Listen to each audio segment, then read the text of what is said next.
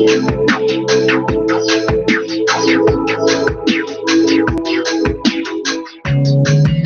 to part 2 of the Straight No Chaser Show on intellectualradio.com and iHeartRadio station. This is your host, Rhea Ray Harris, and I'm glad to still be with you this evening. Well, my new guest, I've actually known since 1980.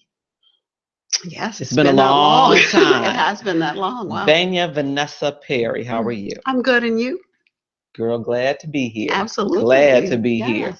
So, this is not the easiest interview for me because typically I interview people with whom I'm casually familiar versus someone I've known the overwhelming majority of my life. Right. So we're not going to do any tears. We're not going to do any of that. We're going to just try to stick to a real strong interview. Okay. Sounds good. As best we can. All right. Now, because my folks love to hear, where are you from? Like really from? Chicago? Yes, really. South Side Chicago. That's right. They love it. What side of town? South Side, yes. And went to what schools? Went to Wendell Smith, which was right outside of London Townhouses. That was 130 Cottage Grove. And then, of course, alumni of Whitney Young High School on the west side. And I am a graduate of St. Xavier University, Chicago. And you've done some more education. We're going to come back to that. We're going to come back to it. So when you were in high school, because I don't remember any of this coming up when we were talking about what we were going to do like forever and all that. You're absolutely right. This, I mean, you were taking shorthand classes and all of that. And so what was it then and how did we kind of ease our way to this where career? I'm at now. It's funny because, yes, when we were in high school, actually I was a science major in high school when I first started out. And the AP classes, chemistry and physics, got next to me. So I went back to honors. and then I decided that I didn't want to get into science like I thought I did. I wanted to pursue more English. I thought I'd teach, but that didn't happen. But I was taking business classes while I was pursuing my liberal arts fantasy, so to speak. My mom pushed me to still try. When I went away to school the first time, I was a speech pathology major with a special education minor because she was special education, but it really wasn't what I wanted to do. So I stayed more business oriented, corporate like, and I've wound up in corporate marketing. Which you were good at, but how fulfilling was it? Money-wise, it was very fulfilling. I did really well. I did. Unfortunately, with the economy and the recession, probably I had never been laid off in my life. So around 2006, 2007, I started getting back to back layoffs.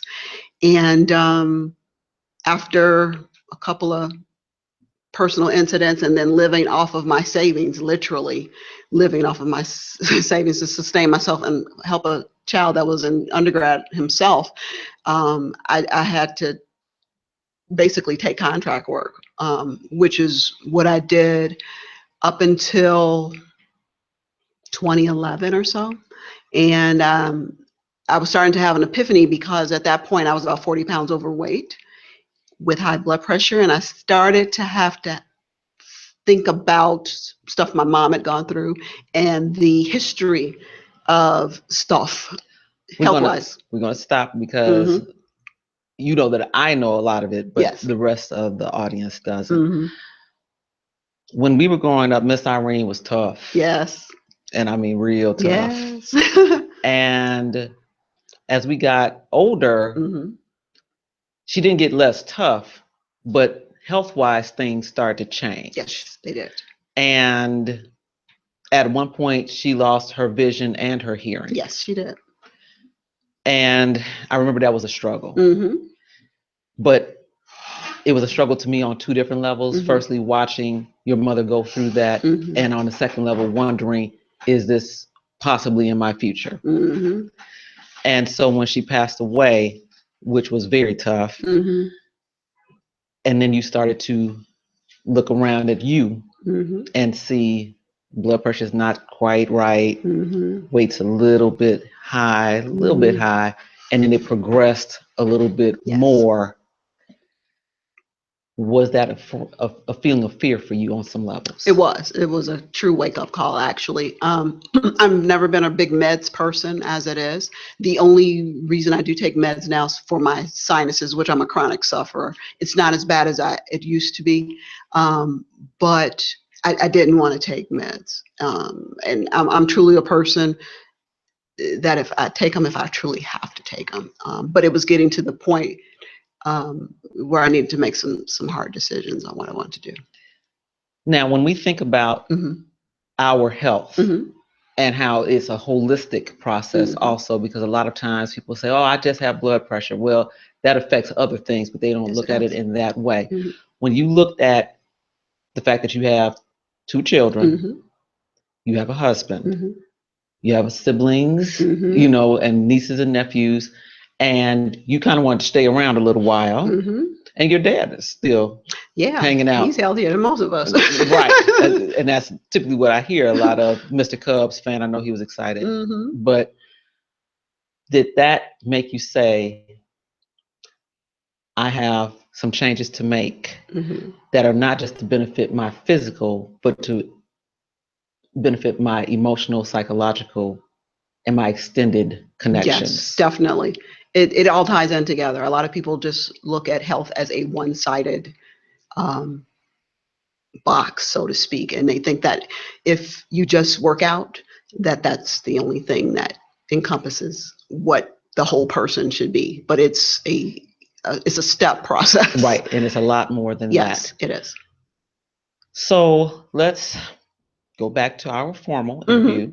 So once you said, all right, I'm about 40 pounds heavier than I should be. I know I have high blood pressure. What was a deciding factor? Because, you know, a lot of us look at that and say, yeah, that's bad, but I still really want that slice of pizza and that hot sauce and whatever else it is that we aren't supposed to have. What made you say, no, I'm going to stop this right here? My doctor, she literally said, she said, because you're halfway healthy and I know you don't eat a lot of junk food as it is, she said, I'm going to give you one more chance to make some changes, nutrition wise, and you need to get some more physical activity in your life, and that'll help reduce some of the stress that you have. And if we can't get it in order in about 3 months, then I'm gonna have to put you on meds. And I was not feeling that. Additional meds? Additional meds, starting with hypertension. For hypertension, yes. I was not, my sugar was okay, which I was concerned about. But my sugar was okay. My cholesterol was fine. It was just the hypertension in conjunction with the other layer everybody doesn't know about is my traumatic brain injury that I've been dealing with for 26 years now. So stuff was beginning to get a little bit more complex. Now, I don't want to go all the way deep into it, but when you first recognized that you had a traumatic brain injury, at that time, did you do anything special outside of perhaps compensation for it? No, I was pretty active back then. So youth was in my corner. So, you know, backstep 25, 30 years almost, gosh. And because I was so active at the time, a lot of people don't realize that exercise and nutrition has a lot to do with our brain health. And that's what was sustaining me, basically. I was pretty much staying positive and optimistic.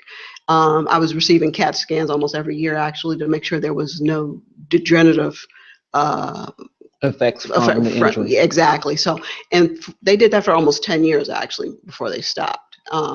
It was only until recently when I started really having these chronic headaches that they had to start taking a deeper look at things. And again, that's how the nutrition and the exercise had to start coming into play. So you had 3 months, and that was it. What happened in those 3 months for you?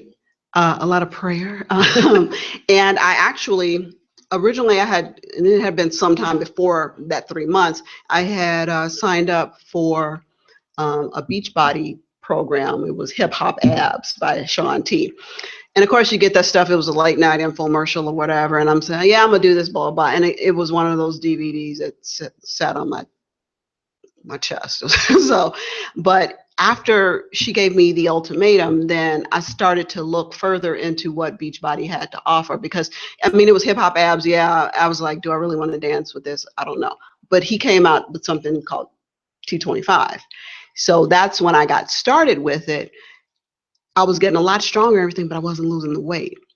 So she told me, you have to look at your nutrition. So when I talked with my coach, and I still have a coach, she was like, you have to reel your nutrition in.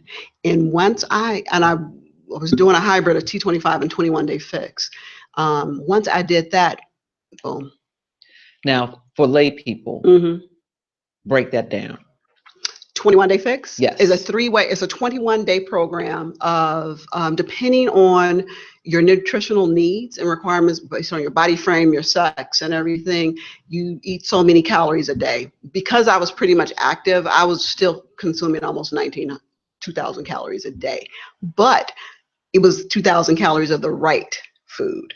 I still got to drink some wine. Everybody for the knows, wine drinkers. Yeah, everybody knows I drink my wine. But I was not cutting out stuff I liked. It was more in moderation. But I was getting more green, red, and purple stuff that I hadn't ingested. You know, I was balancing out the pasta. I was balancing out the red meat and everything, and the protein, the chicken and turkey and everything. And it really, when you looked at what they did they have containers. When you look at what they did, you thought, oh my God, this is not going to be enough food. But once you start eating it, it's like, it turned out to be too much food. And sometimes I didn't even eat as much as I needed to. I ate, with that program, I started eating 5 or 6 times a day. And I ate healthy, and it started to literally come off. No joke. Now, for those of you who did not watch on Facebook, because I would watch the videos, you started to, at one point, it went from I'm doing this because I have to, I have to get myself together, to a lifestyle. Yes. When was that mental transition for you, and how did you get there? When it was my support group within the Beachbody community, because once I started as just a customer, and then I became a coach myself. And there were other women who were worse off than I was, and they just needed somebody to talk to. Well, not just women, men as well. Single dads who just needed their encouragement. Yeah, they just needed that support mechanism. And that's when I decided that I wanted to do this more for a living. And I'm still a Beachbody coach, but now I've taken it a step further, because I'm taking it more on the scientific side of things, because I want to understand more than just meal planning. I want to understand the ins and outs of nutrition and what it can do, especially for those of us aging over 40 and 50. And that is my goal right now. When you look at it, because at a point, you went back to the doctor, not the 3-month mark. What was your next appointment after that? 6 months. And what was the change at 6 months? 15 pounds. 15 pounds less. And what was the blood pressure? 120 over 70. Wow. What did your doctor say at that point? She was like, I don't know what the heck you're doing. But don't stop. But don't stop. And she didn't recall, because I had to ask her anyway if it was okay for me to do it. And she did at the time tell me it was fine. And then that's when I got involved with Hustle Up the Hancock as well. And that's when I do that every year now, the 94 flights of the Hancock. And she thought that everything I was doing was contributing to your wellness. Exactly.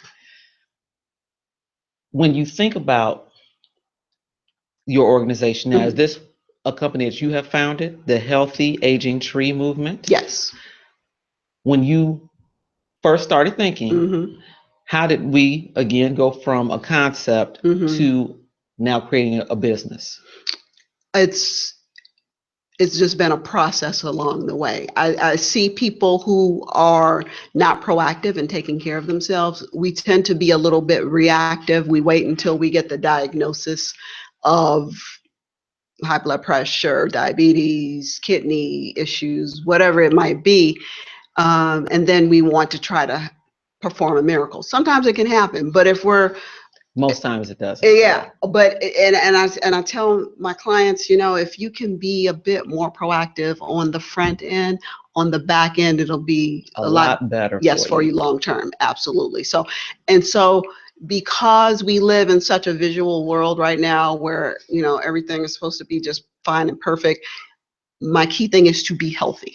If you are just healthy, you're gonna look fabulous if you keep a great attitude. So I said, if we can just learn how to age healthy, it'll all fall into place. Because I see what I call extreme opposites. Mm-hmm. For example, Angela Bassett. Yes. Looks, now I don't know her personally, not today at least, but she looks extremely healthy. And then I'll see another woman who is the same age who looks 20 years older, right, carrying a whole lot of extra weight, and obviously with some medical things going on.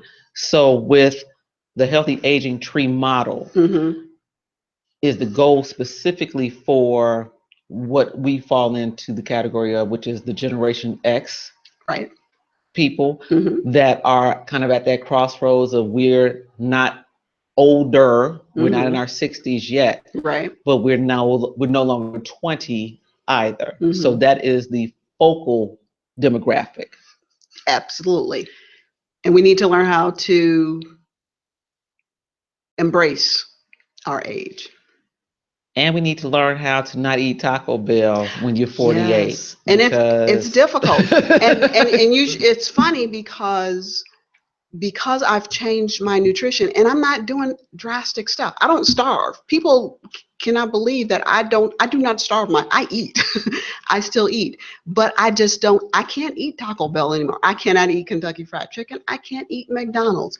When I go to Starbucks, everybody who knows me way back in the day knew I would have a venti Kappa Mappa Frappuccino, whatever, with everything in it. But I just do straight black coffee right now. If I want some cream, I'll treat myself to a little bit of vanilla sweet cream, maybe, to put 5 calories in it. But you have to learn to look at yourself and realize where those calories, those fat calories, are coming from. And they're not going to burn themselves as quickly with our metabolisms, as slower as they are as well. So when you're dealing in particular with women, that in Generation X, a lot are starting to shift into that menopausal time, which also goes into your hormonal issues and your metabolism issues. Are you seeing that some women are having a harder time with weight maintenance as well as emotional health? Yes, because hormones are just totally off the chart at that point. And I found myself, when I started, I went through early menopause because I had to have a hysterectomy. But when you're starting, your body is going through so many hormonal changes, and it's just throwing you off kilter, and it's emotionally draining, it's physically draining. And if you are not keeping yourself hydrated, if you're not eating the right fruits, vegetables, you're not going to be well. And if you are not moving, you're going to be miserable. I virtually have no premenopausal symptoms at this point. It's rare, and it's probably typical when I got a final or something coming up and I'm a little bit stressed out. But other than that, no. It's because I keep it in order. And you learn to train yourself to keep it in order. There's stuff I just can't eat anymore. Like, quick story, real quick. My stepdaughter made me a bowl of malto meal the other morning. She was sucking up for something, but hey, it's worth a try. Yeah, and malto meal is a basic bowl of hot cereal. But I got these crazy headaches after eating it. So I asked her, what did you put in this? And she said, oh, I put some sugar in it. I just put a little bit. I said, there is no way you put a little bit of sugar in it, because I was literally almost sick. And I know she's 15, so I know what kind of sugar she put in it. And it's just, I can't eat that kind of sugar like that anymore. That didn't bother me, but I just cannot, my body cannot process that stuff. And it's a process. Everybody is looking for a quick fix. it's not going to happen. And I try to be very realistic with them. You always have to plan that this is going to be a long-term journey, and you are going to hit some roadblocks during that journey. Some will be fulfilling, some will not, but it's a journey, and you need to learn how to get someone to partner with you to help you through that journey. And that's what I try to do to start people off with. From the time that your doctor said, okay, this is, this is do or die, to your achieving your target, what was that timeline? So that was probably 26 months, 28 months, probably, because I had my demons. When I first started, especially with 21 Day Fix, I'm like, oh my God, I've got a meal plan. Who in the heck has the time to meal plan, But you really have to sit there and be organized to do this. Once you get a rhythm with it, it's really a no-brainer. And now I know how I do it now. I know how to eyeball stuff now. So it's really not an issue, but that's something that you had to retrain yourself. You had to truly retrain yourself to do that. I don't overeat anymore. I used to eat 2 or 3 helpings of stuff. I don't do it, I literally have 1 glass of wine. My birthday's this month, so I'm doing 1 glass of champagne each day until my birthday. But typically, I really don't drink more than 2 glasses of wine in a week. Now, you just learn to retrain your body, and after your body starts getting the good stuff in, it just refuses that bad stuff. For people, because you don't specifically only work with women.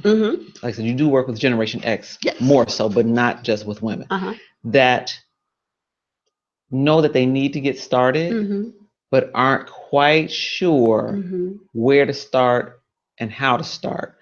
Where does that movement come in? You need to you need to be able to open your mouth and talk first. A lot of people don't want to talk. They know they need to do something, but they're embarrassed to talk. I try to put myself out there, and I say that, and my dad has said, don't you think you're exposing yourself just a little bit too much? I'm like, Dad, but if I can show people my vulnerability a little bit, they can say, well, if she can do this, maybe I can share a little bit about what I'm struggling with. So if they can come to me and just talk, just have a conversation, because eventually you start off and you're hiding stuff, but eventually once you get a little comfortable with the person that's trying to help you, it'll come out on what's really going on. So it starts with a conversation. A lot of people, let's face it, being healthy is more expensive than a quick fix. Oh, most definitely. And a lot of people is like, well, you got to pay, you got to do this. I still drink Shakeology religiously. You got to, healthy vegetables or cost more, blah, blah. Yeah, it's quicker to go get a Big Mac or something, but you're going to pay for that dearly. The calorie count and the lack of nutritional intake. Absolutely. And the fat itself is going to just surround your artery. It's ridiculous. So when people can get out of the mindset about how expensive it is and understand that it's an investment in yourself, I think it'll click a little more willingly. Now, I know that you are more so also, not that you don't work with people that don't have a physical issue yet, thank God, but the target group that you really want to work with are people that have certain, what I'll use the term, which I don't like, limitations. Yes. Tell us a little bit more about that. Because I have a limitation, because I do have my really bad days with traumatic brain injury. I thought that it would be great to talk and work with people who have issues such as full-blown Alzheimer's or dementia or multiple sclerosis, the deaf. And that's one of my pet projects, because these people don't have really people to go to. They do some physical therapy maybe because they've had a relapse or something, but for them to have some type of progressively forward maintenance Yeah, plan. they can't find the assistance to do so. So my ultimate goal is to be able to have a team of folks so that we can work with people like that, because they're just like us. They just need a little bit more TLC, during the day. And I'm sure they're definitely an underserved Oh, population. absolutely. It's just learning to reach out, and they're a bit reserved because they don't want to be rejected and hurt and made a fool of, or a spectacle. They have pride and emotions too. So that's why this has been an ongoing process, because you have to learn how to deal with the different situations. Now, once you got to where you really wanted to be, the next step was the certifications. Yes. So, because I looked at the list, I was like, okay, wait a minute. Because a lot of people, you see people work out, but I'm just going to say a lot of them, I call them gym rats, don't really have the background beyond, they know what works for them, right? But they don't have a knowledge of the body itself and all the musculature structure. Right. So you decided to go back to school. Yes. And do what? The master's program. It's a Master of Science in Applied Exercise Science. So that means I had to relearn a whole bunch of other stuff again with functional anatomy, biomechanical sciences, nutrition, sports nutrition. And it's nutrition, and like I said, it's more than just, okay, you're going to get 200 calories here and 5 grams of this. You have to understand the science between how these foods interact and how it's going to interact with somebody who's 25 versus 55, because they digest a different way. You might have a marathon runner who's 50, but they're going to need a different type of supplement than a 26-year-old because of what's going on with their body. So you have to understand all of the science behind it. It truly has been like relearning a new language. But isn't it interesting that you came back to science? It is, and I can hear my mother saying, Had to take the long way. Yeah, exactly. Yep. But I did come back to science. Yes, I did. And if someone does come and have that initial conversation and says, you know what, I'm not going to play again. I'm not. I want to get started. What do you do? I asked them, are they really ready to commit? I'm ready. Yes. No, this is hypothetical. Don't hold me to this. But if they say, you know what, seriously, if I have to shop at, Trader Joe's or whatever it is, and because I'm scared. Right. I'm scared of what the next 10 to 15 years might look like if I don't do this now. What do you give them? How do we get started? We sit and really have a good conversation. I don't make it so structured where it's like I'm talking all of this scientific stuff to them. I need them to be able to open up to me about what their fears are, what they want to accomplish, where they used to be, if they ever were healthy. Some people have never been really truly healthy in their opinion, or they might have a history on both sides of the family with some really debilitating diseases, and they're trying to offset the possibility of them acquiring that. So we truly have to have a conversation. And then, I do a formal nutritional assessment and analysis. We come up with a game plan for, I hate to call it workout, I call it physical activity, because everybody doesn't work out at the same level. So it's a physical activity plan, in my opinion, because everybody thinks I'm crazy now. So like I'm training now for a 10-miler in May, and I'm doing the diabetes cycle, and that's 40 miles. It's a lot of stuff I'm doing now, but I've built up to that.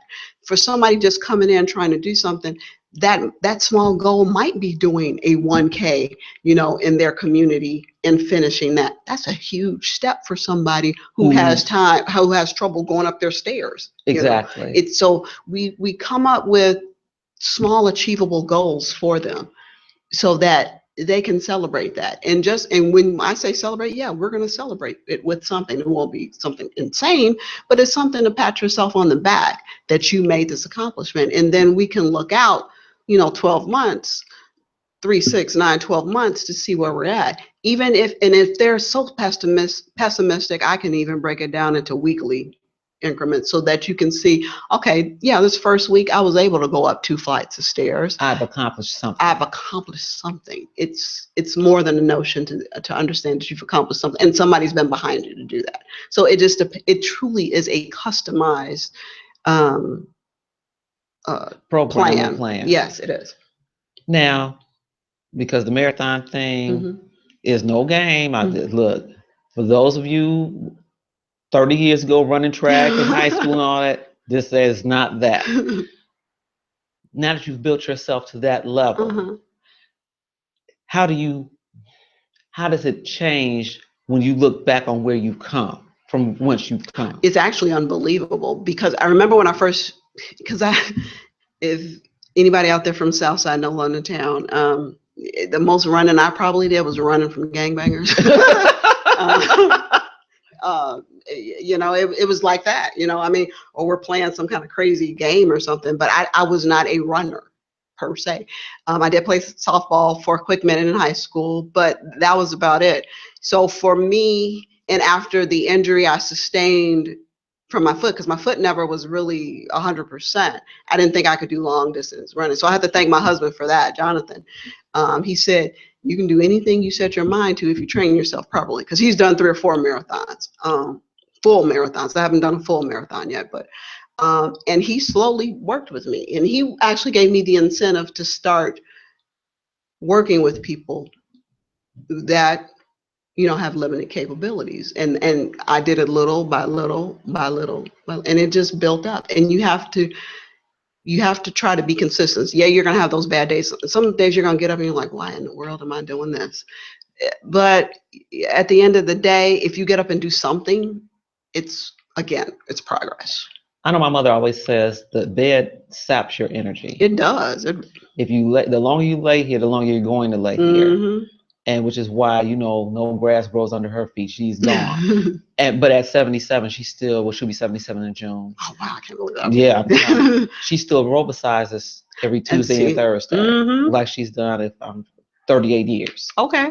And, if the weather is really bad, she can't go. She has a full basement that she runs around laps, because she feels like when she doesn't exercise after having exercised her entire life, that she feels horrible. Yeah. So the endorphins and all that That's right. are a big deal when you start really getting used to that lifestyle, because people always say, I don't want to change.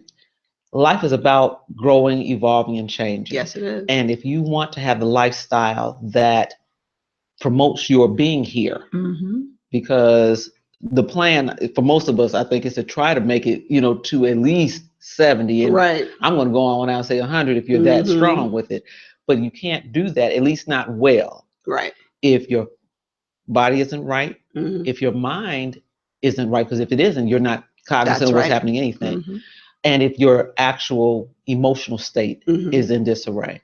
So the Healthy Aging Tree movement brings those things together. Yes, they do. To encourage not just the body changes, but actually what has to start first, which is the psychological change. That's right. And it's also symbolic of the tree, because it's coming from the roots, from the inside out, and then it's blooming out. And that's how our bodies are. We come in, we're coming up from that root. It comes in, it comes out, and it flourishes. It stays alive if it's watered, if it's cared for properly, if it receives enough sun, and if it's fertilized properly. So that's how I came up. The nutrient levels, which is the same for human beings. Yes, that's right. When we look at now where you're going next, because I was like, really? We're going back to school, huh? Yeah. What are we going back to school for? I probably need to take a break, but Go ahead. I do want to get my doctorate in leadership and gerontology. And the reason I want to do that is there are and I had the statistic, our generation, there'll be so many millions of us in the next 10 years that are going to live past 80. It is unbelievable. And there is there's not enough people, educated people, to help us learn how to sustain ourselves in a healthy manner. To live, it's one thing to live to be 80, but it's another thing to live to be 80 plus healthy. And healthy, right. And gerontology and geriatrics are two different things. People get those confused. Geriatrics is more for people who truly need some type of assisted living, nursing home care. Gerontology is the science of aging, and it's aging in a healthy manner.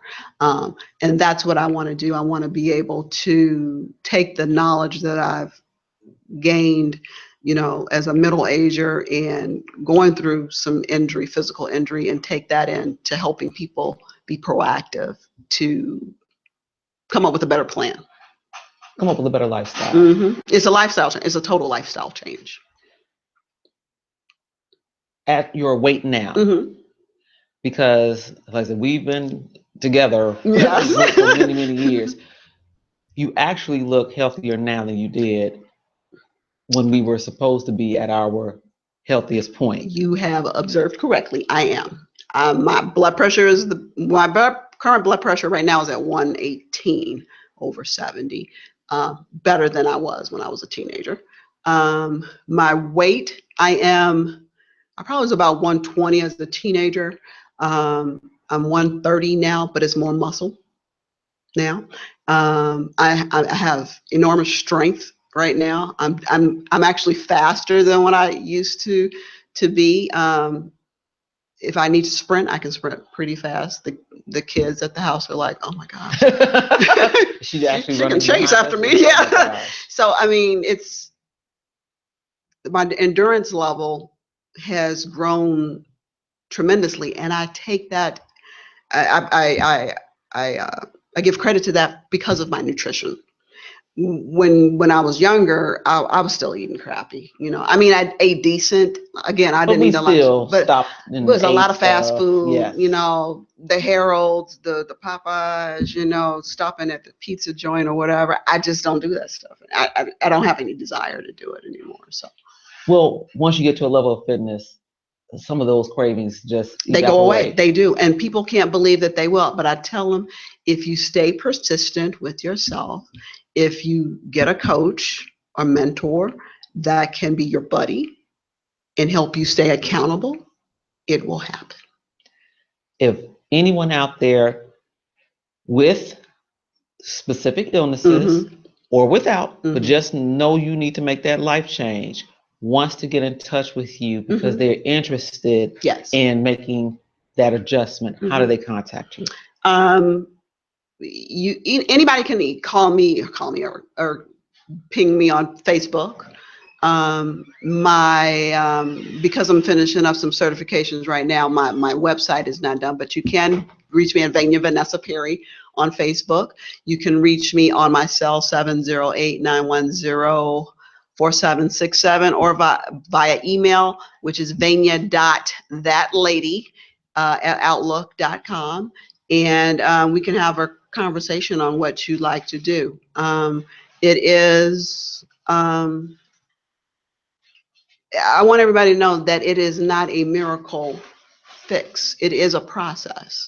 And if you continue to think that the fads that you see on television for quick weight loss, it'll do it, but for that moment. But when it comes back, it's going to come back with a vengeance. So we want to learn how to do long-term sustainable stuff that will keep it off and keep you healthy. Because we want to be not just 80, but we want to be 80 in our right mind. Exactly. And in a healthy body. That's right. Well, thank you so much, Vania Vanessa Perry of the Healthy Aging Tree That movement. That movement, yes. My hashtag will be that hashtag that movement. So when you start seeing that around, you'll know that is me. Get ready, you all, because once the marathons start happening and keep watching her videos and the progression, you'll know that this is the real deal. Well, thank you very much. Thank you very much, girl. All right. And with that, we will end this segment of the Straight No Chaser Show, part 2 on intellectualradio.com and iHeartStation.